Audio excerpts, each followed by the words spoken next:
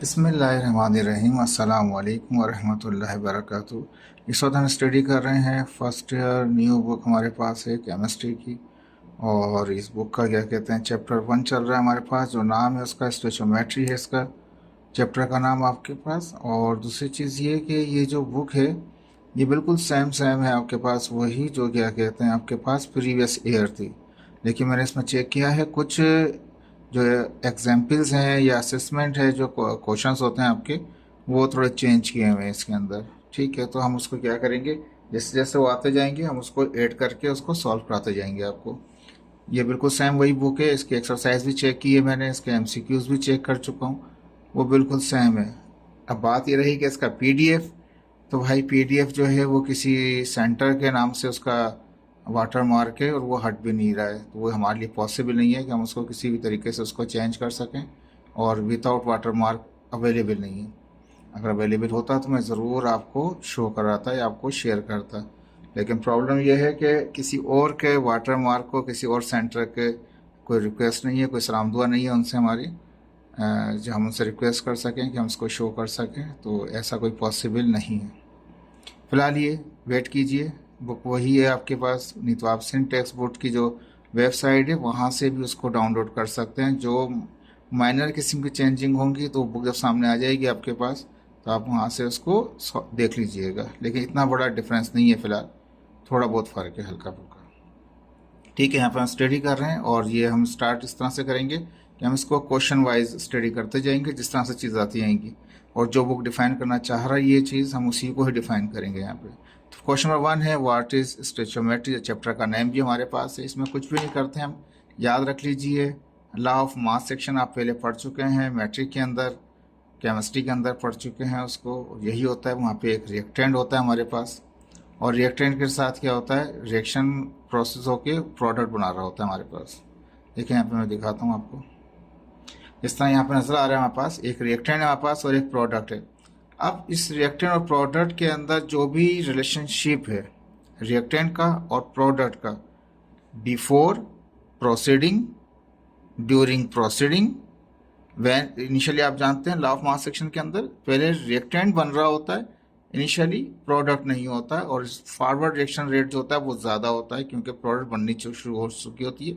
तो एक लिमिट आती है जिसमें इक्विलिब्रियम बन जाता है। यहाँ पे इक्विलिब्रियम की कोई बात नहीं करेंगे हम, लेकिन सिंपल हम समझाएंगे। कोई भी रिएक्टेंट है, कोई भी प्रोडक्ट है आपके पास, ठीक है, बिफोर रिएक्शन, ठीक है, आफ्टर रिएक्शन, ठीक है, ड्यूरिंग रिएक्शन, ठीक है, जो भी उनके रिलेशनशिप हैं उनको हम कहेंगे स्टोइचोमेट्री कहेंगे।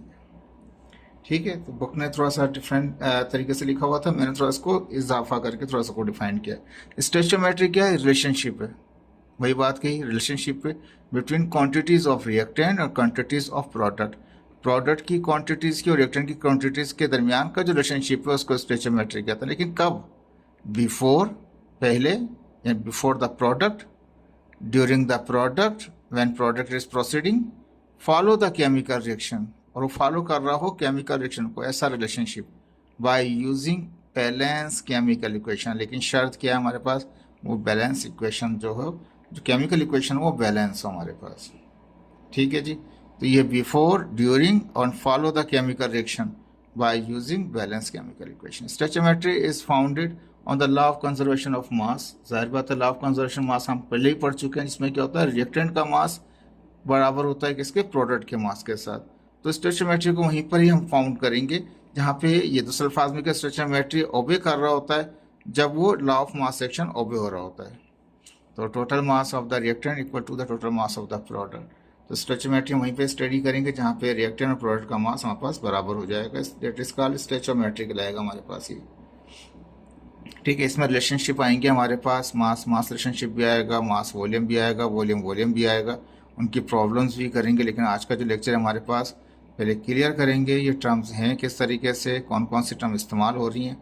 इसका जो नेक्स्ट लेक्चर आएगा उसके अंदर जितनी भी इसकी एग्जाम्पल्स दे रखी हैं, असेसमेंट दे रखा है, न्यू बुक का ओल्ड बुक का, दोनों को कंबाइन करके हम उसको सॉल्व करेंगे और उसको ईजिली समझने की कोशिश करेंगे। आपको कुछ नहीं करना है, आपको सिर्फ डेफिनेशनों को समझना है, याद करना है सवाल के तरीके से, और साथ साथ जो प्रॉब्लम्स उसकी मैं कराऊंगा आपको, आप उसको 2-3 बार उसकी प्रैक्टिस करें ताकि ये चैप्टर थोड़ा बड़ा है, 12 चैप्टरों के ऊपर डिपेंड कर, उसमें खास से 6 चैप्टर इसके अभी शो हुए हैं और 6 रिमेनिंग है इसके। तो उसका मतलब ये कि टोटल 12 चैप्टर इसके आने वाले हैं आपके। तो 12 चैप्टर को पढ़ने के लिए बेहतर है जिस वक्त आपको नोट्स मिलते जाएं उसी वक्त आप उसको याद कर लें, जो प्रॉब्लम्स हैं उसको 3 से 4 बार प्रैक्टिस कर लें ताकि आगे बढ़ते जाएं, पीछे का काम सेफ रहे आपका। ठीक है, इसी स्टडी के साथ स्टडी करेंगे ताकि मार्क्स भी गेट किए जाएं और उसको पढ़ा भी जाए, समझा भी जाए।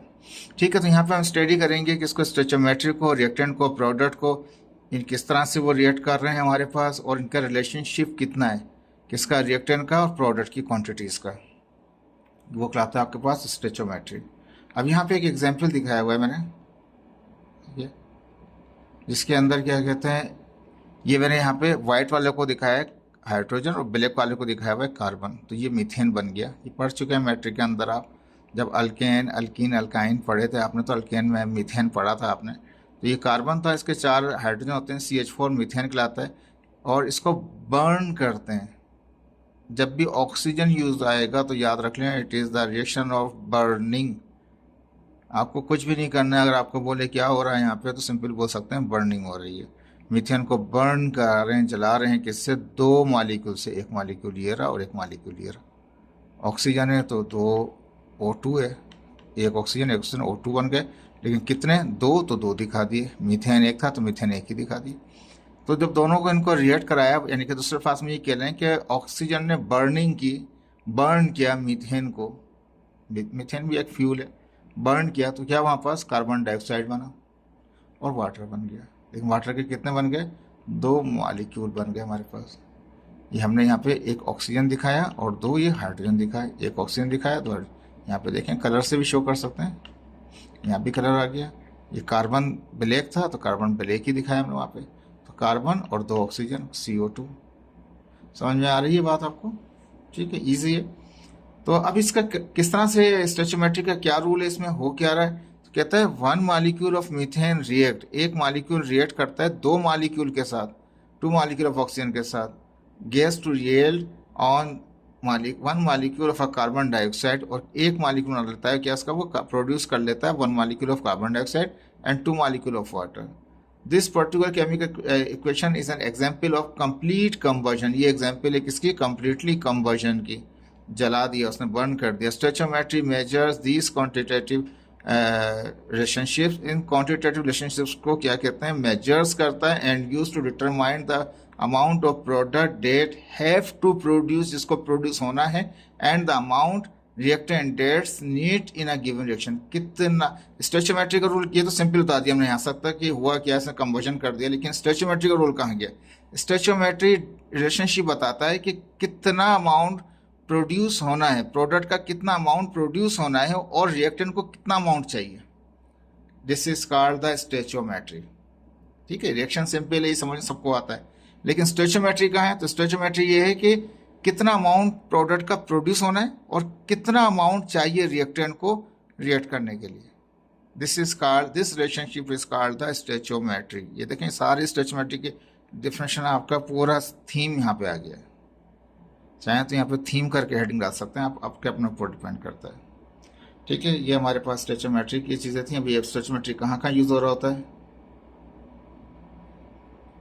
कहता है stoichiometry is used as important tool in laboratory. Laboratory के अंदर एज ए इम्पोर्टेंट टूल इस्तेमाल होता है। जब आपका amount of product, amount of reactant के रिलेशनशिप को स्टडी कर रहे हैं आप, before, during, follow the chemical reaction in a balance chemical, वो इक्वेशन में पहले बता दिया आपको।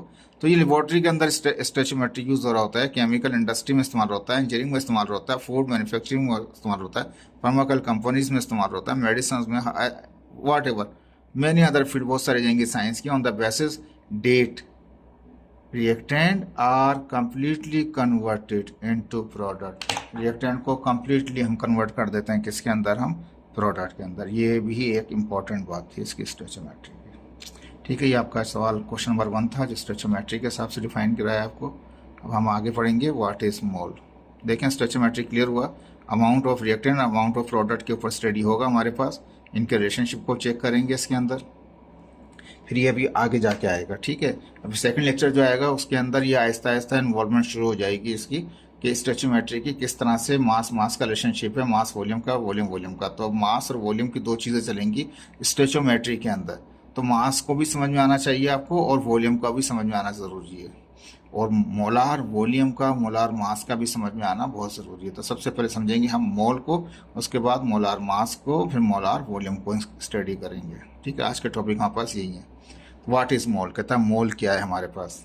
ठीक है, आंसर कहता है one mole is defined as, एक मोल को या वन मोल को इस तरह डिफाइन कर सकते हैं, it is a gram atomic mass.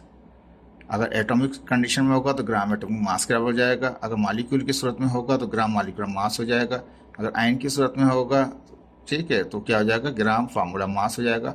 Of any substance, कोई भी सब्सटेंस हो, अगर एटॉमिक फॉर्म में होगा तो ग्राम एटॉमिक मास होगा, मॉलिक्यूलर फॉर्म में होगा तो ग्राम मॉलिक्यूलर मास होगा, आयन फॉर्म में होगा तो ग्राम फार्मूला मास होगा। Which contain 6.02 × 10⁻23 particles. Particle general कर दिया, अगर एटम होगा तो एटम्स बोल देंगे, मॉलिक्यूल होगा तो मॉलिक्यूल्स बोल देंगे, आयन होगा तो आयंस बोल देंगे। तो इसलिए हमने यहाँ पे इसको अंडर ब्रैकेट्स शो किया और यहाँ पे इस्तेमाल किया वर्ड पार्टिकल, जनरल इस्तेमाल किया। कहता है एक मोल जो होगा किसी भी सब्सटेंस का, 1 mole of any substance date carrying 6.02 × 10⁻23 particles. ठीक है जी, या दूसरे फॉर्म में कह लें, अगर वो एटॉमिक फॉर्म में है तो 6.0 × 10⁻23 एटम्स कहलाएगा, अगर ये मॉलिक्यूलर फॉर्म में होगा तो मॉलिक्यूल्स कहलाएगा, अगर फार्मूला आयन की फॉर्म में होगा तो वो आयंस कहलाएगा हमारे पास। तो 1 मोल जो होता है ये अंडरस्टूड है कि इसके अंदर ये फिक्स क्वांटिटी होती है 6.0 × 10⁻23। ये जो क्वांटिटी है बहुत बड़ी क्वांटिटी है, 6.02 × 10⁻23। It is macro. कभी भी आपसे कोई MCQ सवाल कर सकता है, एंट्री टेस्ट में भी, मेडिकल इंजीनियरिंग के भी, और ये इसमें फर्स्ट ईयर के टेस्ट में भी, कि 6.0 × 10⁻23 इज़ अ माइक्रो और मैक्रो क्वांटिटी, याद रख लीजिएगा आप। ठीक है, तो ये मैक्रो है, माइक्रो नहीं है। बहुत बड़ा क्वांटिटी दिखाया जा रहा है स्टडी करने का। एक और तरीकाकार है, उसको मैं अलग से आपको एक शॉर्ट वीडियो बनाऊंगा जिसमें आपको थोड़ा क्लियर करूंगा इसको कि ये क्या होता है। खैर, यहाँ पे ये कहते हैं कि 1 मोल को इस तरह डिफाइन कर सकते हैं, ग्राम एटॉमिक माल में, यानी कि एटॉमिक फॉर्म में हो, चाहे मॉलिक्यूलर फॉर्म में हो, चाहे वो आयन फॉर्म में हो, वो रखेगा क्वांटिटी कितने, 6.0 × 10⁻23 पार्टिकल। मोल का SI यूनिट क्या है, कहता है कि ये जो मोल जो है वो SI यूनिट है किसका, अमाउंट ऑफ सब्सटेंस का। अमाउंट ऑफ सब्सटेंस का जो SI यूनिट है उसको मोल कहा जाता है। मोल जो है SI यूनिट होता है किसका, measuring the amount of substance, किसी भी अमाउंट ऑफ सब्सटेंस का। ठीक है जी, एक मोल बराबर होता है 6.0 × 10⁻23 पार्टिकल्स कह सकते हैं आप। पार्टिकल्स में क्या हो जाएगा, अगर वो एटॉमिक फॉर्म होगा तो एटॉमिक फॉर्म के लिए कंसिडर होगा, अगर मॉलिक्यूलर फॉर्म में होगा तो मॉलिक्यूलर फॉर्म के लिए कंसिडर होगा। सॉरी, बहुत तेजी से निकल गया हूँ। ठीक है, हम यहाँ थे। तो एक मोल है 6.02 × 10⁻23 पार्टिकल्स। पार्टिकल सम्राट, अगर वो एटम होगा तो एटम्स कहलाएगा, मॉलिक्यूल होगा तो मॉलिक्यूलर होगा तो मॉलिक्यूल्स कहलाएगा, अगर फार्मूला मास में होगा तो वो आयंस कहलाएगा हमारे पास। ठीक है, मोल केमिकल एंटिटीज यहाँ पे अब दिखाया है इसको। कार्बन है हमारे पास, अब और से देखिएगा, एक कार्बन है और कितने रखता है वो, 6.02 × 10⁻23। सिंगल एटम है हमारे पास तो एटम्स कहलाएगा, कार्बन एटम्स। क्या लिखा हमने, कार्बन एटम्स लिखा, सिंगल था, एटॉमिक फॉर्म में था तो कार्बन एटम्स। अगर मॉलिक्यूल्स फॉर्म में है तो 6.0 × 10⁻23 हाइड्रोजन, या हाइड्रोजन के दो दिखाएं तो यहाँ एक ही था तो सिंगल था तो एटम्स, 2 था तो क्या हो गया, मॉलिक्यूल्स। तो 6.0 क्वांटिटी फिक्स है, देखिए क्वांटिटी फिक्स है, क्वांटिटी फिक्स है, लेकिन शर्त क्या है, 1 मोल। शर्त क्या है, 1 मोल। 2 मोल के लिए नहीं है ये शर्त, किसके लिए, 1 मोल के लिए ये शर्त है। अगर 2 मोल बोलेगा तो मल्टीप्लाई बाय 2 करना पड़ेगा, अगर 2 मोल बोलेगा तो मल्टीप्लाई बाय 2 करना पड़ेगा, अगर 5 मोल बोलेगा तो मल्टीप्लाई बाय 5 करना पड़ेगा। ठीक है जी, ये शर्त अभी जो हम पढ़ रहे हैं ये सिंगल 1 मोल के लिए हो रही है बात। जो 2 मोल 3 मोल होगा प्रॉब्लम में बताऊंगा किस तरह से सॉल्व करते हैं। तो 1 मोल होगा तो वो एक क्वांटिटी फिक्स रहेगी, 2 मोल होगा तब भी क्वांटिटी, यानी कि अगर मॉलिक्यूल होगा तब भी क्वांटिटी फिक्स ही रहेगी, लेकिन 1 मोल के लिए, तीनों चीज़ें 1-1 मोल के लिए। मिथनॉल है, मिथाइल अल्कोहल है हमारे पास, वो भी इतना ही रखेगा, 6.0 × 10⁻23 मॉलिक्यूल्स। ठीक है जी, ये भी 2 या 2 से ज़्यादा हो तो मॉलिक्यूल्स जाएंगे, सिंगल होगा तो हमारे पास क्या होगा, एटम होगा। ठीक है, ये तो याद हो गई, ये क्वांटिटी फिक्स है, लेकिन शर्त क्या है, डेट इज 1 मोल। 2 मोल 3 मोल के लिए नहीं है। 2 मोल के लिए मल्टीप्लाई बाय 2 करना पड़ेगा, 4 मोल होगा तो मल्टीप्लाई बाय 4 करना पड़ेगा, 9 होगा तो मल्टीप्लाई बाय 9 मोल करना पड़ेगा। ठीक है, ये तो 1 मोल के लिए हो गया। अब कार्बन का एटॉमिक मास क्या है हमारे पास, 12 होता है, तो वो बराबर होगा उसके ग्राम में इतने के। हाइड्रोजन के कितने, 2 मॉलिक्यूल है हमारे पास, तो कितने हो जाएंगे, एक का सिंगल का 1 होता है, तो कितने हो जाएंगे, 2 ग्राम हो जाएंगे। अब यहाँ पे मिथनॉल था, मिथाइल अल्कोहल था, मिथाइल में CH3OH था हमारे पास। ठीक है, तो अब कार्बन के कितने हो जाएंगे, 1 के 12। ठीक है, हाइड्रोजन CH3OH, तो H कितने होगा, टोटल 4 हो गए, तो 12 वो और 4 कितने हो गए हमारे पास, ये 16 हो गए। और एक ऑक्सीजन था बीच में, तो ऑक्सीजन भी 16 होता है, तो ये 16 और 16 कितने हो जाएंगे, 32 हो जाएंगे टोटल। ठीक है, तो ये इसका फार्मूला मास आ जाएगा हमारे पास। तो कहता है कहता है कि 1 mole of a carbon atom contain, carbon का अगर 1 मोल होगा तो वो इतने रखेगा एटम्स। कार्बन एटम कहा मैंने, कार्बन एटम कहूँगा तो एटम्स, हाइड्रोजन मॉलिक्यूल कहूँगा तो मॉलिक्यूल, हाइड्रोक्साइल आयन कहूँगा तो आयंस। यानी कि इस क्वांटिटी फिक्स है, 10⁻23 है, कोई फर्क नहीं है। एटम्स अगर एटॉमिक फॉर्म में है तो atom, molecules form, molecular form में है तो मॉलिक्यूल्स, आयनिक फॉर्म में है तो आयंस। इसमें बहुत आयंस में बहुत ज़्यादा बन जाएंगे, कैटाइन एनाइन के भी बन जाएंगे हमारे पास, लेकिन हम कॉम्प्लिकेट नहीं करेंगे, सिंपल रखेंगे इस वक्त आपको, ताकि आपको समझ में आ जाए और एक टर्म समझ में आ जाए कि आयन भी यूज़ कर सकते हैं हम यहाँ पे। ये आपका मोल था। ठीक है जी, इसके बाद हम स्टडी करते हैं सेकेंड हमारे पास टॉपिक है ये देखें, बुक ने मिला के मिक्स करके चीज़ों को क्लियर करने की कोशिश की है। हम थोड़ा सा क्वेश्चन आंसर करके इसको स्टडी कर रहे हैं। व्हाट इज़ एवोगाड्रो नंबर, कहता है एवोगाड्रो नंबर क्या होता है, कहता है 1 मोल, अभी मोल पढ़ के आए आप। ठीक है, ऑफ एनी सब्सटेंस, किसी भी सब्सटेंस का जो इतनी क्वांटिटी रखे पार्टिकल्स की, is known as Avogadro number. कोई भी सब्सटेंस का 1 मोल इतनी क्वांटिटी रखे, 6.0 × 10⁻23 रखे पार्टिकल्स, तो उसको एवोगाड्रो नंबर बोलेंगे। ठीक है जी, एवोगाड्रो नंबर का Na भी लिखा जाता है शॉर्ट फॉर्म के अंदर। देखिए मैंने यहाँ पर दिखाया या नहीं दिखाया पता नहीं मुझे। ठीक है, तो कोई भी सब्सटेंस होगा इतने पार्टिकल्स होगा। सब्सटेंस अगर एटम है, एटॉमिक है, तो एटम्स आ जाएंगे, अगर वो मॉलिक्यूलर होगा तो मॉलिक्यूल्स आएंगे, अगर आयनिक होगा तो आयंस आ जाएंगे। ठीक है, तो पार्टिकल्स कहते हैं सिंपल इन चीज़ के लिए, पार्टिकल्स में तीनों चीज़ें शामिल हो जाती हैं हमारे पास। ठीक है, तो ये कोई भी सब्सटेंस इतनी क्वांटिटी रखे उसको एवोगाड्रो नंबर कहेंगे। The number of unit in 1 mole of a substance is called Avogadro number. कहता है कि किसी भी यूनिट, एक मोल, किसी भी सब्सटेंस के 1 मोल में तो नंबर ऑफ यूनिट हैं, उसे कहते हैं एवोगाड्रो नंबर को। किसी भी सब्सटेंस के 1 मोल में जो नंबर ऑफ यूनिट्स होंगे, दूसरे अल्फाज में कह रहे हैं उसको ना, किसी भी सब्सटेंस के 1 मोल में जो नंबर ऑफ यूनिट्स होंगे उन्हें कहेंगे एवोगाड्रो नंबर, या एवोगाड्रो कांस्टेंट भी कहते हैं। वो बराबर होता है 6.0 × 10⁻23। द यूनिट में भी इलेक्ट्रॉन, यूनिट इसका हो सकता है इलेक्ट्रॉन भी हो सकता है। यूनिट में इसका यानी कि जैसे कि पार्टिकल्स कह रहे थे ना, वो पार्टिकल्स की जगह इलेक्ट्रॉन भी आ सकता है, आयन भी आ सकता है, एटम्स भी आ सकता है, मॉलिक्यूल्स भी आ सकता है, depending on the character of the reaction and nature of the substance. Reaction के करेक्टर के ऊपर और नेचर ऑफ सब्सटेंस पर डिपेंड करता है। इसकी एग्जांपल समझ लीजिए आप, ये बहुत इंपॉर्टेंट है आपके पास Avogadro. 1 mole of hydrogen atoms contain 6.0 × 10⁻23 hydrogen atoms. Atoms है तो एटम्स ही हो गया। Sodium atom, hydrogen atom sodium atom कह दिया, 6 वही फिगर रहेगी, सोडियम एटम्स कहलाएगा। अब देखिए ये नई चीज़ आपके लिए, 1 mole of electron contain, 1 mole of electron contain, कोई भी इलेक्ट्रॉन हो, इलेक्ट्रॉन तो निगेटिव भी होता है ना, तो कहता है इलेक्ट्रॉन कंटेन 6.0 × 10⁻23 इलेक्ट्रॉन्स। ये आपके लिए नया था। ठीक है, जैसे आइंस का पहले होता है, ये भी आपके लिए था। अब 1 मोल ऑफ हाइड्रोजन कंटेन, ये मॉलिक्यूलर फॉर्म है, जैसे वाटर है, 6.0 × 10⁻23 वाटर मॉलिक्यूल्स। इलेक्ट्रॉन था तो इलेक्ट्रॉन, वाटर था वाटर मॉलिक्यूल्स, या मॉलिक्यूल्स भी कह सकते थे।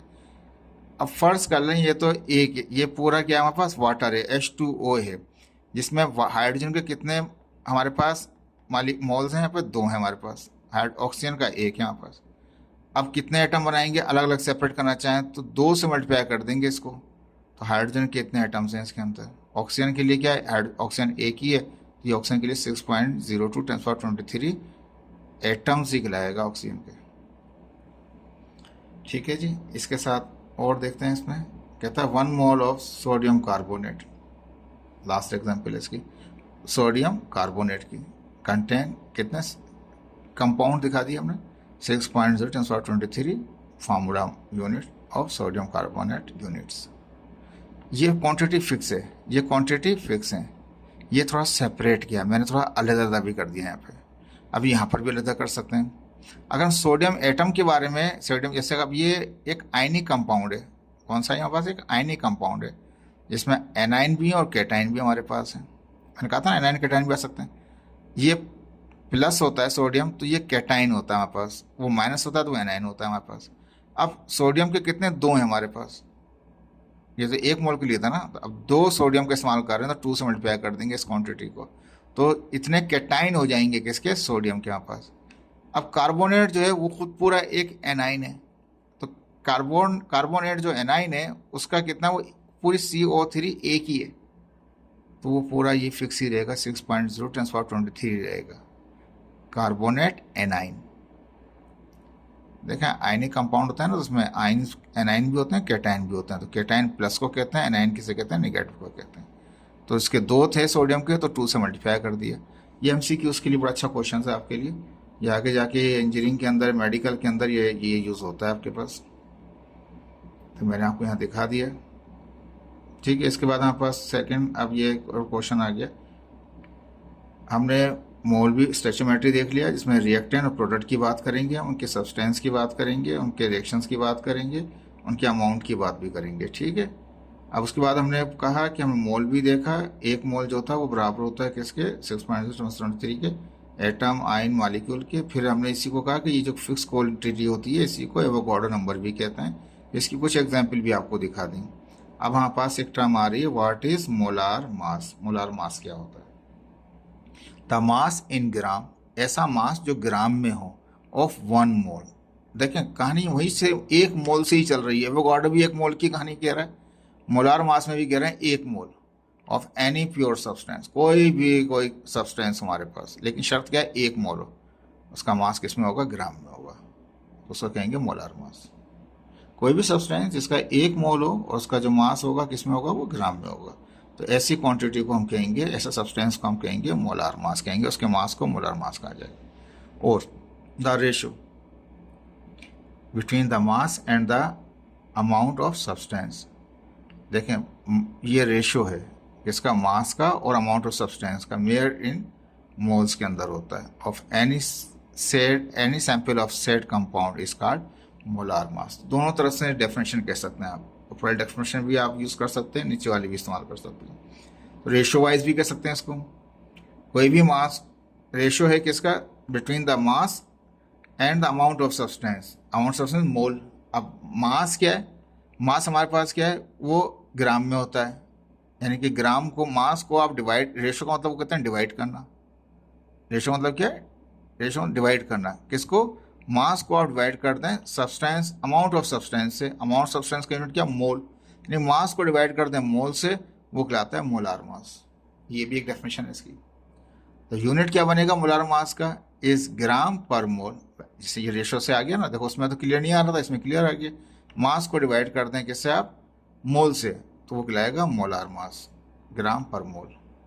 For example molar mass of ferric कितना, 55.85, जो एटॉमिक मास है उसका, क्योंकि सिंपल एटम की फॉर्म के अंदर था हमारे पास, तो ग्राम कह देंगे, और मोल नहीं लिखते, ग्राम ही लिख देते हैं। क्वांटिटी को किस में लिखते हैं हम, मास को किस में होते हैं, इन ग्राम में लिखते हैं, लेकिन वो 1 मोल के लिए होता है शर्त, मोल नहीं लिखते। मोलार मास ऑफ क्या है, प्रोपेन है हमारे पास। अब कार्बन के कितने, 3 है, तो 1 कार्बन का 12 होता है, तो 3 से मल्टीप्लाई कर देंगे, प्लस लगा के हाइड्रोजन का 1 होता है, कितने हैं, 8 हैं, तो 8 से मल्टीप्लाई कर देंगे, तो 12 दिया 36, 36 और 8 कितने, 44 हो गए। मोलार मास के MnO4 का, तो क्या है, पोटाशियम का 39.1 होता है, 1 है तो 1 आ गया। मैग्नीज का Mn का कितना होता है, 54.94, 1 है तो 1 आ गया। ऑक्सीजन का 16 होता है, 4 आ जाएगा, सबको मल्टीप्लाई प्लस करें 158.08 ग्राम आ जाएगा। देखिए मोलार मास है, मोलार मास की क्वांटिटी को यूनिट देंगे हम, वो ग्राम में देंगे। यहाँ पे इसने ये कहा था कि उसको किस में देना है, आपको ग्राम में देना है।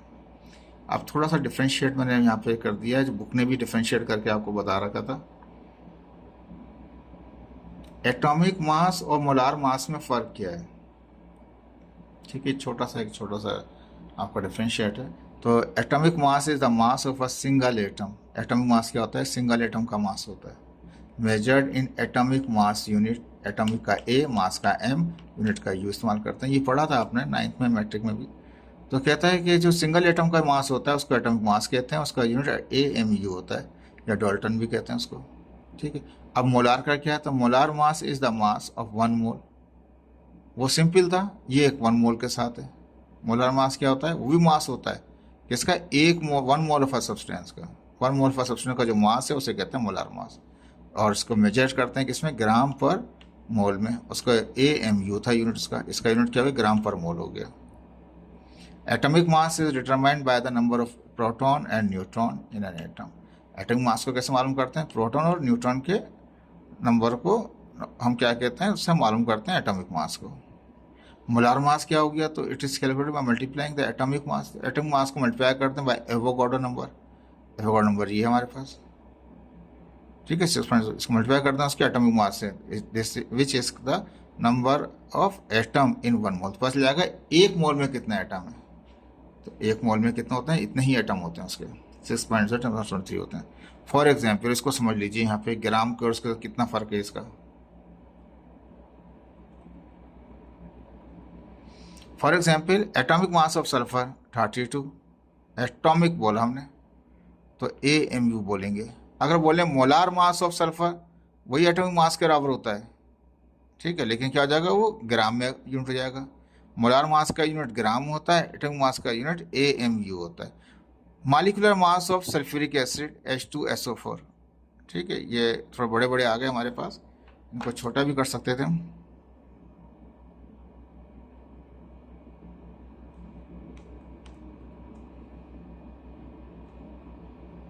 ठीक है, छोटा हो गया H2SO4 का, ठीक है जी। यहाँ पे भी ऐसे ही आएगा ये,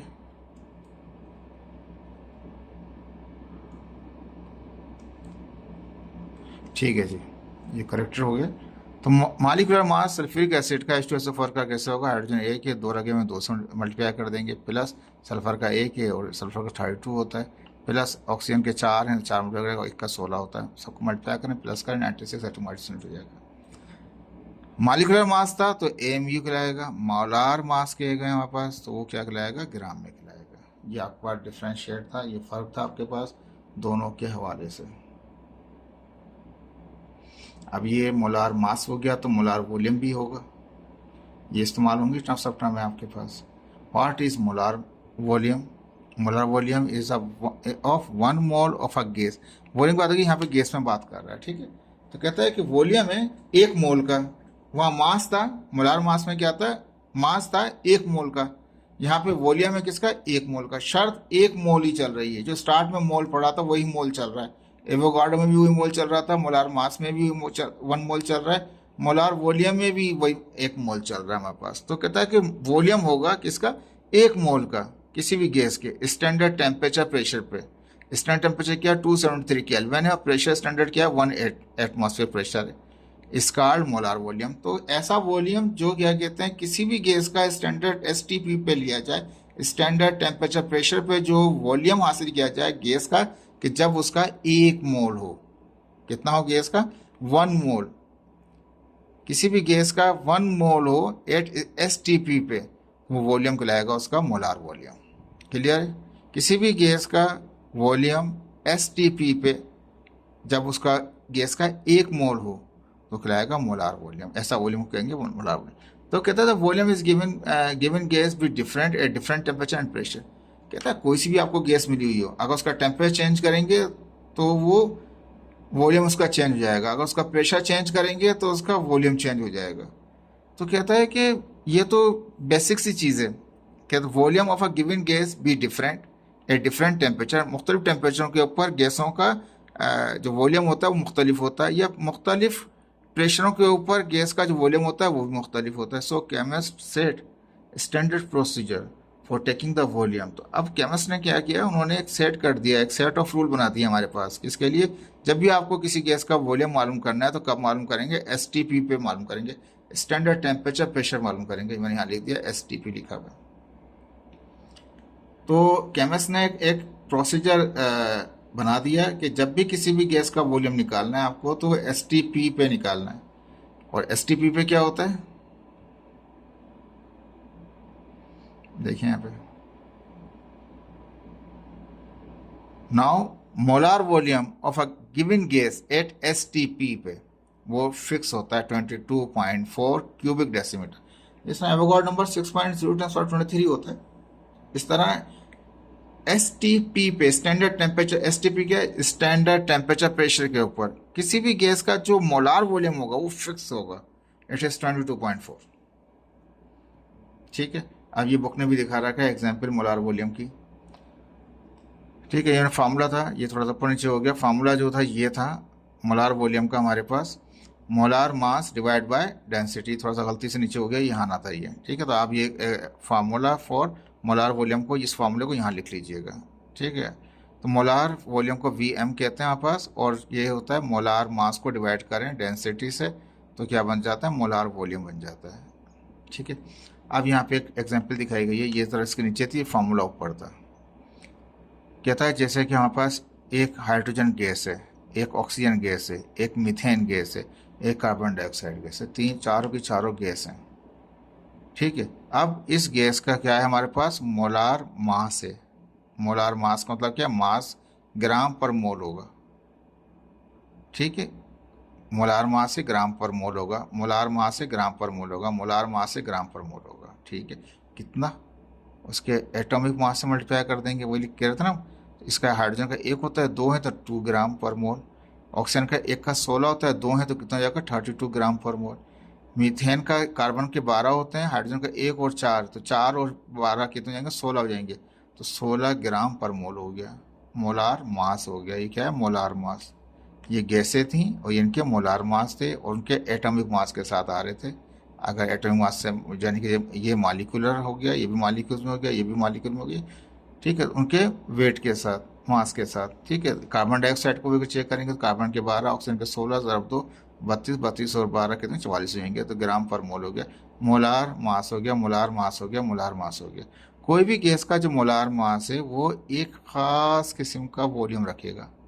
इस गैस का वॉल्यूम कितना है, यानी कि वॉल्यूम में लेंथ, विड्थ, हाइट भी आती है हमारे पास, कितना? 22.4 क्यूबिक डेसीमीटर है। 22.4 क्यूबिक डेसीमीटर है, 22.4 क्यूबिक डेसीमीटर 25। कब? जब वो एक मोल हो, कितनी शर्त है उसकी?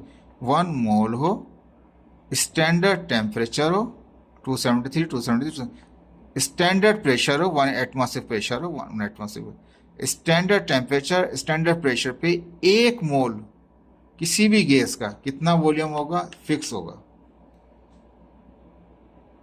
This is called molar volume. कोई भी गैस का 1 मोल, ये हाइड्रोजन गैस है, ऑक्सीजन गैस है, मीथेन गैस है, कार्बन से, सबके 1-1 मोल, किसी भी गैस का 1 मोल, किसी भी गैस का 1 मोल उसका स्टैंडर्ड टेम्परेचर प्रेशर पे फिक्स होगा वॉल्यूम। समझ में आ गई फिगर? आसान थी। ठीक है, इसके बाद हमारे पास अब ये एक और रिलेशनशिप दिखा रहा है यहाँ पे, बिटवीन मोल, मोलार मास, एवोगाड्रो नंबर के साथ। ये टेबल आपके पास बुक में दे रखा है। नेम ऑफ सब्सटेंस है, सिंबल है या फार्मूला है यहाँ पे, मोलार मास है, यहाँ पे क्या है? Kind and number of particles in 1 मोल। 1 मोल में कितने कितने पार्टिकल होंगे? अब वो एटम होगा तो एटम्स हो जाएंगे, अगर वो मालिक्यूल होगा तो मालिक्यूल होगा, आयन होगा तो आयन हो जाएंगे। अब यहाँ कहता है सोडियम, सोडियम का फार्मूला क्या है? एन है। मोलार मास, ठीक है, मोलार मास में क्या होता है? उसके एटॉमिक मास का होता है, लेकिन ग्राम पर मोल यूनिट होता है उसका। सोडियम में 23 होता है इसका एटॉमिक मास, तो 23 ग्राम पर मोल। अच्छा, अब कितने होंगे इसमें? ये एक ही है, तो 6.0 × 23 सोडियम एटम्स आ गए। पार्टिकल्स का होता ना, तब एटम्स आ गए। ये एटॉमिक था तो एटम्स आ गए। वाटर है तो वाटर तो एटम्स नहीं है, वाटर क्या? मॉलिक्यूल है। अब वाटर के अंदर क्या? H2O है, हाइड्रोजन का एक है, दो है तो 2 हो जाएगा, ऑक्सीजन का 16, 16 और दोनों कितने 18 हो जाएंगे, 18 हो जाएगा। 18 ग्राम पर मोल, ये क्या हो गया, मोलार मास हो गया इसका। ठीक है जी। अब मालिक्यूल में देखें तो 6.0 वाटर मालिक्यूल, वाटर मालिक्यूल्स में तो ये हो गया। अब इसको हम मालिक्यूल को इसको हम ब्रेक कर दें। इसमें दो हैं, एक हाइड्रोजन है मालिक्यूल के अंदर और ऑक्सीजन है। अगर हाइड्रोजन का निकालें तो हाइड्रोजन के दो दो यहाँ पे नंबर्स दिखा रहा है हमारे पास, 2 मोल दिखा रहा है हमारे पास यहाँ पे। तो क्या होगा, एवोगाड्रो नंबर को मल्टीप्लाई कर देंगे 2 से तो वो हाइड्रोजन के आ जाएंगे इसमें। जब 2 से मल्टीप्लाई करेंगे तो क्या कराएगा, वो हाइड्रोजन एटम्स लाएगा। ये एच है, ये 11 नहीं समझिएगा, ये मिटा हुआ है मेरे पास। ठीक है, तो ये एच है हमारे पास, तो H2O है, ये ऑक्सीजन है, तो ऑक्सीजन का तो एक ही है, H2O, ऑक्सीजन एक है, तो ऑक्सीजन एक में तो यही एटम्स रहेंगे। ठीक है, लेकिन उसके दो मोल इस्तेमाल हो रहे हैं तो 2 से मल्टीप्लाई कर देंगे उसको हम, 2 से मल्टीप्लाई कर देंगे तो हाइड्रोजन एटम्स कहलाएगा उसका भी। Common salt NaCl। अभी साल्ट वगैरह जितने भी होते हैं ये, वो इसमें कैटाइन भी होता है, एनाइन भी होता है, प्लस आयन भी होता है, माइनस आयन भी होता है। सोडियम के 23 होते हैं, इसके 35.5, दोनों को जमा करेंगे 58.5 आ जाएगा। ठीक है जी। अब इसको, ये साल्ट है हमारे पास, ठीक है, तो ये क्या होगा, ये फार्मूला यूनिट कहलाएगा। वो कितनी क्वांटिटी, ये रहेगी 6.0 × 10⁻23 sodium chloride formula unit, molecules atoms. ठीक है, अब इसको ब्रेक करेंगे, सोडियम आयन अलग करेंगे और क्लोरीन आयन अलग करेंगे। सोडियम जो है वो, इसका भी एक ही है इस्तेमाल, तो 6.0 × 10⁻23 सोडियम आयन प्लस, ऊपर क्या लगा हुआ है, ये 1 ही लिखा हुआ है, इसको आप जब बनाएंगे तो प्लस का साइन बनाएंगे। ठीक है, अब क्लोरीन का भी एक ही है, तो यही रहेगी सेम क्वांटिटी 6.0 × 10⁻23 क्लोरीन आयन। अगर 2 होता है तो मल्टीप्लाई बाय 2 करना पड़ता है, 1 होता है तो सेम ही रहता है। ऑक्सीजन था 1 था, सेम ही रहा। सोडियम 1 है तो सेम ही रहा, क्लोरीन 1 है तो सेम ही रहा। अब यहाँ पे क्या, कैल्शियम क्लोराइड है हमारे पास, ये भी साल्ट है हमारे पास, कैल्शियम CaCl2, कैल्शियम का CaCl2। कैल्शियम का कितना होता है हमारे पास, ये 40 होता है हमारे पास, क्लोरीन का 35.5 होता है। 35.5 को 2 बार इस्तेमाल करेंगे तो ये 71 समथिंग हो जाएगा, और ये 40 में डालेंगे इसके अंदर तो कितना हो जाएगा, 1111 हो जाएगा हमारे पास। ठीक है, अब ये साल्ट है तो साल्ट का जो होगा फार्मूला यूनिट कहलाएगा, क्वांटिटी वही रहेगी 6.0 calcium chloride formula unit. NaCl formula unit, इस तरह से कैल्शियम क्लोराइड फार्मूला यूनिट है। अब कैल्शियम जो है वो कैटाइन है और क्लोरीन एनाइन है हमारे पास, प्लस आयन है वो नेगेटिव आयन है। कैल्शियम का एक ही है तो बिल्कुल Ca एक ही था ना, 6.0 × 10⁻23 कैटाइन यानी Ca प्लस 2, ये Ca के ऊपर लिखा 2 प्लस या +2 लिख दें आप आयन, तो ये सिंपल है। क्लोरीन के 2 हैं तो इस वैल्यू को मल्टीप्लाई बाय 2 कर दें तो क्या होगा, क्लोरीन आयन बन जाएगा। फेरिक क्लोराइड है, ये भी आयन है, ये भी साल्ट है हमारे पास, FeCl2। तो फेरिक को और क्लोरीन वालों को सबको मास निकालेंगे तो 162.35 आ जाएगा। जैसे अभी ऊपर निकालें इस तरह इसका भी निकाल लीजिए। अब ये कितने होंगे, ये साल्ट है तो फार्मूला यूनिट कहलाएगा हमारे पास फेरिक क्लोराइड। अब फेरिक का एक ही है, Fe एक ही था, 6.0 × 10⁻23 फेरिक क्लोराइड हो गया। लेकिन क्लोरीन के 3 हैं तो 3 से मल्टीप्लाई करेंगे एवोगाड्रो नंबर को तो क्लोरीन आयन बन जाएगा।